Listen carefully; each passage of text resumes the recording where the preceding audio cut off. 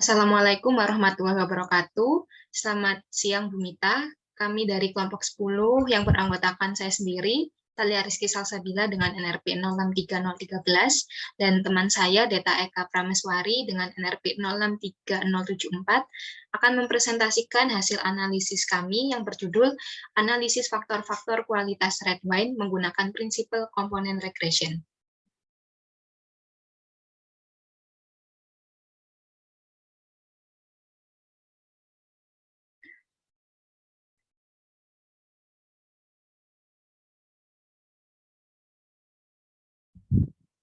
Baik, bagian yang pertama yaitu pendahuluan.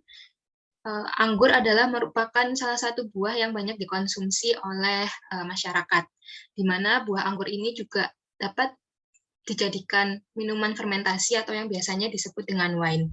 Terdapat banyak jenis wine, diantaranya adalah red wine dan white wine. Setiap jenis wine ini memiliki tingkat kualitas yang berbeda-beda, di mana semakin tinggi kualitas wine, maka semakin baik pula rasa yang dihasilkan oleh wine tersebut. Berdasarkan wine dataset yang dibagikan oleh UC Machine Learning Repository, terdapat 12 faktor yang mempengaruhi kualitas wine. Pada penelitian tersebut, digunakan analisis regresi untuk melihat seberapa besar pengaruh variabel-variabel tersebut terhadap kualitas wine. Namun, hasil analisis regresi tersebut tidak mendapatkan model yang baik karena memiliki R-square yang kecil, yaitu 30,67%.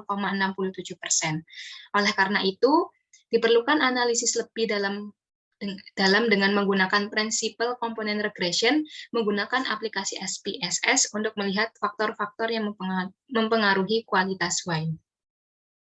Next.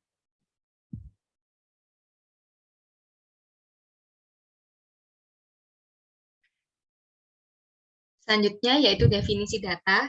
Data yang digunakan dalam analisis ini merupakan kumpulan data anggur putih dan merah yang berasal dari Portugis yang awalnya dibagikan oleh UC Machine Learning Repository.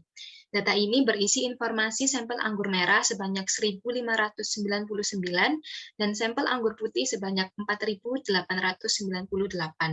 Setiap sampel dari kedua jenis anggur ini memiliki 12 variabel prediktor, yaitu jenis anggur, fixed acidity, volatile acidity, citric acid, residual sugar, chlorides, free sulfur dioxide, total sulfur dioxide, density, pH, sulfats, dan alkohol, serta satu variabel dependen yaitu quality. Dan pada analisis yang kami lakukan, kami menggunakan 100 data anggur merah. Next. Selanjutnya yaitu landasan teori.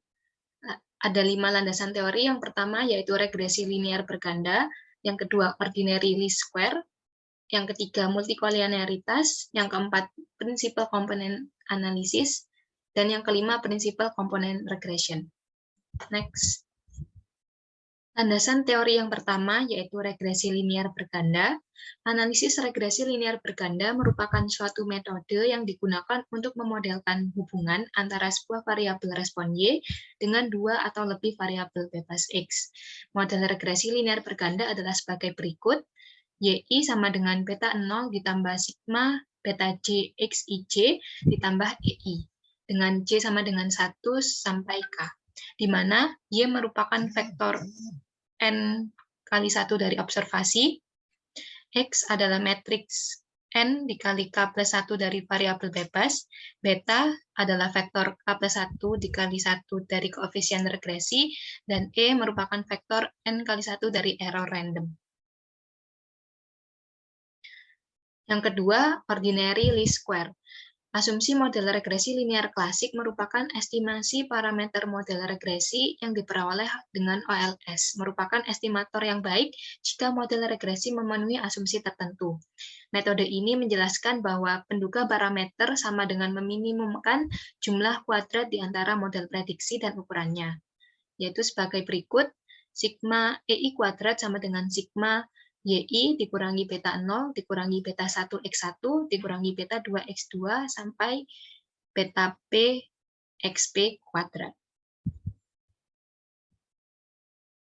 Selanjutnya yaitu multikolinearitas. Multikolinearitas merupakan adanya hubungan linear antara beberapa atau semua variabel independen dari model regresi. Ada beberapa cara yang digunakan untuk mendeteksi adanya multikolinearitas, yaitu sebagai berikut. Yang pertama, melihat nilai koefisien determinasi atau R kuadrat. Yang kedua, melihat korelasi antar variabel independen. Yang ketiga, melihat nilai variance inflation factor atau VIF. Multikolinearitas berarti adanya hubungan linear yang sempurna atau pasti di antara beberapa atau semua variabel bebas dari model regresi ganda. Jika nilai VIF lebih dari 10, maka menunjukkan bahwa multikolinearitas adalah masalah yang pasti terjadi antar variabel bebas. Menghitung nilai VIF diperoleh dengan rumus VIFJ sama dengan 1 dibagi 1 min RJ kuadrat, di mana RJ kuadrat adalah koefisien determinasi antara XJ dengan variabel bebas lainnya. Next. Selanjutnya yaitu prinsipal komponen analisis. Prinsipal komponen analisis atau PCA merupakan suatu teknik statistika untuk mentransformasi variabel-variabel asli yang saling berkorelasi satu dengan yang lain menjadi satu set variabel baru yang tidak berkorelasi lagi. PCA digunakan untuk mereduksi dimensi suatu data tanpa mengurangi karakteristik data tersebut secara signifikan dan untuk menghindari masalah multikolinearitas antar perubah bebas dalam model regresi berganda. Langkah-langkah PCA yaitu sebagai berikut. Yang pertama, mereduksi matriks korelasi antar variabel independen. Yang kedua, menghitung eigenvalue dan matriks korelasi. Yang ketiga, menghitung faktor eigen dan eigenvalue. Dan selanjutnya, landasan teori yang terakhir yaitu Principal Component Regression. Principal Component Regression atau PCR adalah teknik analisis komponen utama yang dikombinasikan dengan analisis regresi, di mana prinsipal analisis komponen digunakan sebagai analisis utama. Prinsip dari Principal Component Regression adalah untuk memilih beberapa komponen utama yang akan digunakan sebagai variabel independen dalam regresi dengan mengestimasi regresi koefisien menggunakan E-square method. Ada dua cara untuk membentuk PCR melalui analisis komponen utama, yaitu menggunakan matriks covariance atau matriks korelasi. Kedua metode tersebut digunakan tergantung pada kondisi jangkauan pengamatan variabel independen. Prinsipal komponen regression model yang telah direduksi menjadi prinsipal komponen dinyatakan sebagai berikut. Y sama dengan theta 01 ditambah WK theta K ditambah E. Yang ketiga, yaitu langkah analisis. Yang pertama ada variabel penelitian. Pada analisis yang kami gunakan, terdapat 11 variabel, yaitu kami simbolkan dengan X. X1 yaitu fixed acidity, X2 volatile acidity, X3 citric acid, X4 residual sugar, X5 chlorides, X6 free sulfur dioxide, X7 total sulfur dioxide, X8 density, X9 pH, X10 sulfats, dan X11 alkohol. Selanjutnya, langkah-langkah. Langkah-langkah pada analisis ini terdapat 4, yaitu yang pertama melakukan uji multikolinearitas terhadap variabel prediktor, yang kedua melakukan prinsipal komponen analisis atau PCA, yang ketiga memodelkan variabel respon dengan PC terpilih menggunakan regresi linear berganda, dan yang terakhir membuat interpretasi model dan menarik kesimpulan. Selanjutnya akan dijelaskan oleh teman saya.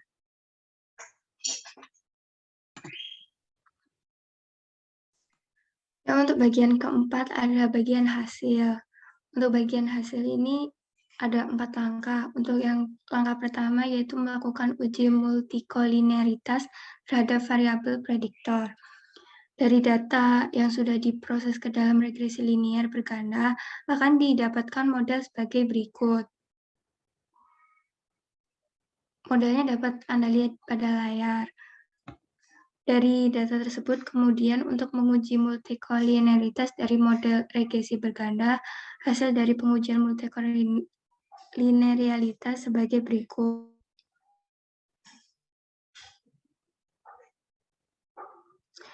Dapat Anda lihat untuk tabel hasil pengujian multikolinearitas.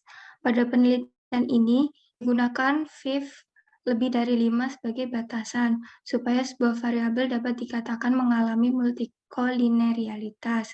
Pada tabel tersebut dapat dilihat bahwa terdapat beberapa variabel yang mengalami multikolineritas, seperti pada variabel X1 yang fifth-nya yaitu 6,511, yang menunjukkan bahwa fifth-nya lebih dari 5. Kemudian ada di variabel X8 yang fifth-nya sebesar 5,371, dan di X9 yang fifth-nya sebesar 6,239. Untuk langkah selanjutnya, untuk langkah kedua adalah melakukan prinsipal komponen analisis atau PCA. Ujian sebelumnya menunjukkan bahwa terdapat beberapa variabel yang mengalami multikolineritas, maka dilakukan penanggulangan untuk mengatasi masalah tersebut. Penanggulangan tersebut dilakukan dengan cara melakukan uji Kaiser-Meyer-Olkin atau KMO (Measure of Sampling Adequacy) dan Bartlett Test of Sphericity. Uji KMO digunakan untuk menentukan layak atau tidak analisis faktor dilakukan. Bartlett Test merupakan uji statistik untuk melihat adanya korelasi antara variabel bebas. Bartlett Test akan menampilkan nilai chi-square dan nilai signifikan dalam menentukan adanya korelasi di antara variabel bebas.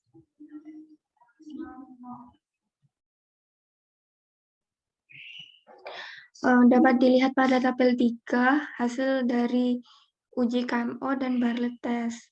Untuk uji KMO sendiri dapat dilihat nilai yang didapat sebesar 0,366, dan pada uji Bartlett Test of Sphericity didapatkan nilai chi-square sebesar 538,261 dengan derajat bebas sebesar 55 dan p-value atau 6 sebesar 0,000.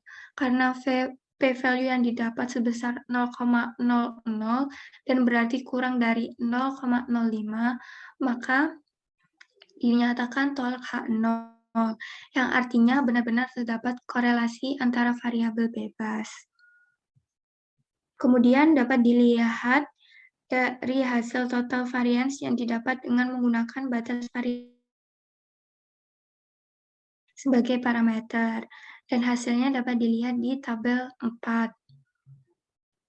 Pada variabel X4, nilai total variance explain-nya sebesar 72,433%, yang berarti variabel tersebut sudah cukup menjelaskan variabel yang lain.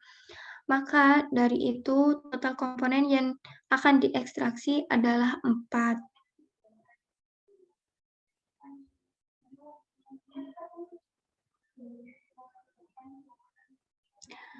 Untuk hasil komponen skor koefisien matriks dapat dilihat pada tabel 5 ini.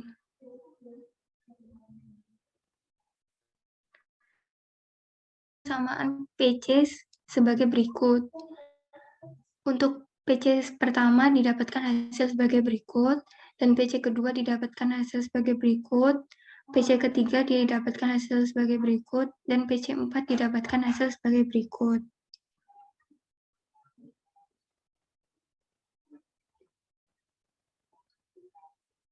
Kemudian selanjutnya ada langkah ketiga, yaitu memodelkan variabel respon dengan PC terpilih menggunakan regresi linear berganda. Hasil dari PCA selanjutnya diregresikan menggunakan regresi linear berganda dengan Y sebagai variabel respon dan faktor skor untuk masing-masing komponen sebagai variabel independen, dan didapatkan model sebagai berikut. Didapatkan model Y sama dengan 5,250 plus 0,033 PC1 dikurangi 0,334 PC2 dikurangi 0,040 PC3 dan ditambah 0,136 PC4. Kemudian dari Hasil perhitungan tersebut disubstitusikan dari PC1 dan PC2 dan PC3 dan kemudian didapatkan hasil sebagai berikut, yaitu Y 5,250 plus 0,036132 X1, kemudian dikurangi 0,08469 X2, dan ditambah 0,061785 X3, dan dikurangi 0,00251 X4, dan dikurangi lagi 0,03272 X5, dan dikurangi lagi 0,02591 X6, dikurangi lagi menjadi 0,0219 X7, kemudian ditambah 0,018723 X8, kemudian ditambah lagi 0,013926 X9, dan dikurangi 0,02258 X10, dan terakhir ditambahkan 0,015579 X11.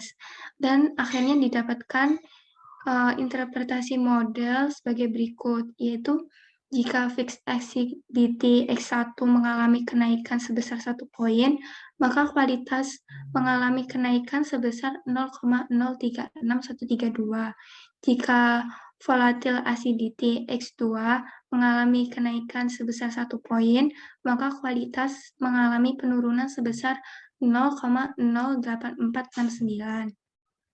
Kemudian, jika citric acid X3 mengalami kenaikan sebesar 1 poin, maka kualitas mengalami kenaikan sebesar 0,061785. Kemudian, jika residual sugar X4 mengalami kenaikan sebesar 1 poin, maka kualitas mengalami penurunan sebesar 0,00251.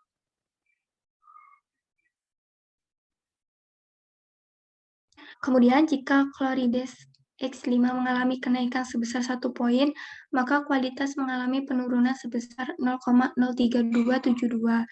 Kemudian, jika free sulfur dioksida X6 mengalami kenaikan sebesar 1 poin, maka kualitas mengalami penurunan sebesar 0,02591. Jika total sulfur dioksida X7 mengalami kenaikan sebesar 1 poin, maka kualitas mengalami penurunan sebesar 0,0219. Jika density X8 mengalami kenaikan sebesar 1 poin, maka kualitas mengalami kenaikan sebesar 0,018723.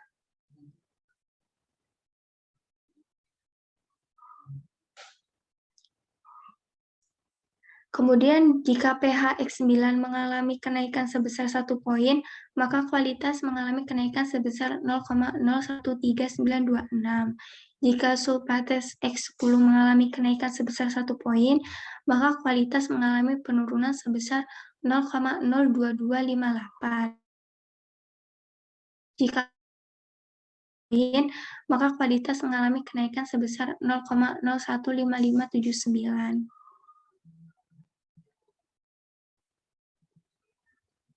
Kemudian untuk bagian kesimpulan akan dilanjutkan oleh teman saya, Thalia.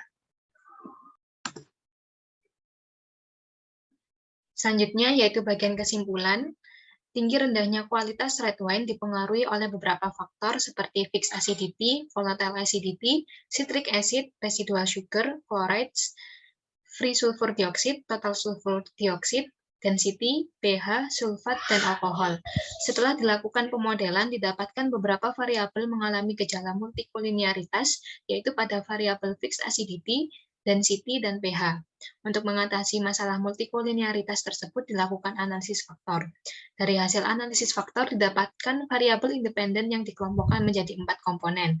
Model regresi yang didapat sudah baik dan variabel dependen dapat dijelaskan oleh variabel independen.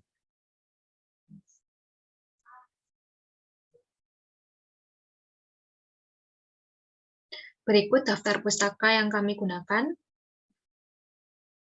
Next. Sekian presentasi dari kami, kurang lebihnya mohon maaf. Wassalamualaikum warahmatullahi wabarakatuh.